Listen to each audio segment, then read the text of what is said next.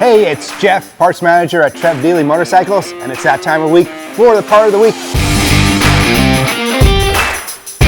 This week is going to be very quick. I got a small one, but a good one.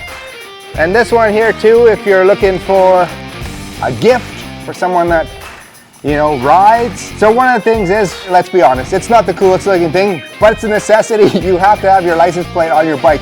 One of the ways to spice it up is, instead of just having the plastic fasteners that you get for free, or when you get your license plate, you can get some nicer bolts that you can put on.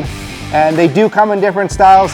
These ones here, this is the Willie G skull. It's kind of a cool little touch if you potentially put some of the Willie G collection on your bike already. It does come with a wrench in the back here, and it will, once you tighten it up, you won't lose your plate. So there is the added benefit. It's a bit more secure than some other ones that you can add on. If you've got a really nice bike, of course you have to have your plate on. Why not just finish it off with a nice touch and just add some license plate bolts?